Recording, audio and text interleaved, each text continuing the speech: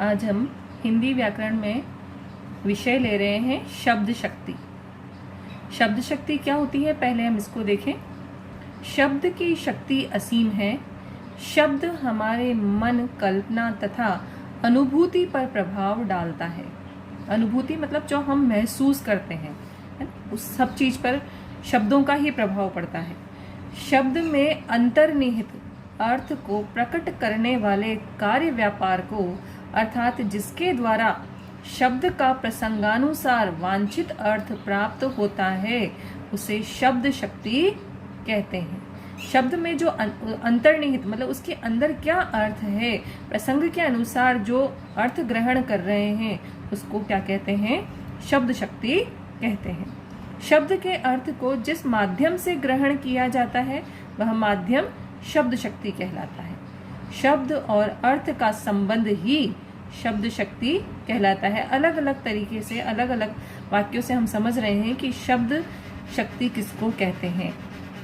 प्रत्येक शब्द में वक्ता के अभिष्ट अर्थ को व्यक्त करने का जो गुण होता है वह शब्द शक्ति के कारण ही होता है। शब्द और अर्थ के इस चमत्कारिक स्वरूप को प्रकट करने वाली शब्द शक्तियां 3 प्रकार की होती हैं। पहले तो हमने ये समझा कि आखिर शब्द शक्ति है क्या। तो शब्द के अर्थ को जो चीज बता रही है, जिससे अर्थ प्रकट हो रहा है, वही उस शब्द की क्या है, शक्ति है। अब हम उसके जो 3 प्रकार हैं, मुख्य इसके 3 प्रकार होते हैं, उनको देखेंगे। शब्द शक्तियां 3 प्रकार की होती हैं, अभिधा, लक्षणा और व्यंजना। अभिधा में साधारण जो शब्द है उसका सीधा सीधा अर्थ निकलता है, जिसको हम वाच्यार्थ भी कहते हैं, मतलब जो बोला गया उसका वही मतलब होता है। लक्षणा में बोल तो रहा है परंतु उसके लक्षणों के आधार पर उस शब्द का अर्थ निकाला जाता है। और व्यंजना में प्रसंग के अनुसार प्रत्येक व्यक्ति अपने अपने हिसाब से उसका अर्थ निकलता है, जिसको हम व्यंग्यार्थ भी कहते हैं। अभिधा में उसको वाच्यार्थ, लक्षणा लक्षक या लक्ष्यार्थ और व्यंजना व्यंजक या व्यंग्यार्थ इसको इससे स्पष्ट होता है। अब उन प्रकारों को विस्तार पूर्वक जानेंगे, उनकी परिभाषाओं के माध्यम से, उनके विभिन्न उदाहरणों के माध्यम से। पहली, अभिधा शब्द शक्ति। शब्द की जिस शक्ति से किसी शब्द के सबसे साधारण या लोक प्रचलित या मुख्यार्थ या सरलार्थ या अभिधेयार्थ अथवा वाच्यार्थ का बोध होता है।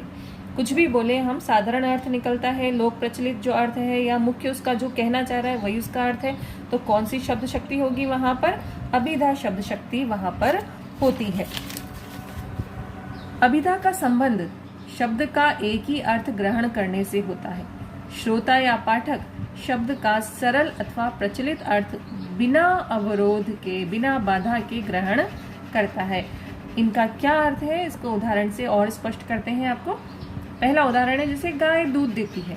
अब इसका सिंपल अर्थ, एकदम साधारण अर्थ निकल रहा है कि गाय दूध देती है। गुलाब का फूल बहुत सुंदर है, उसके हार के मोती कीमती हैं, राजा दशरथ अयोध्या के राजा थे। मतलब साधारण अर्थ निकल रहा है, जो कह रहा है, जो वाक्य में दिख रहा है वही इसका अर्थ निकल रहा है। तो कौन सी शब्द शक्ति है यहाँ पर, अभिधा शब्द शक्ति यहाँ पर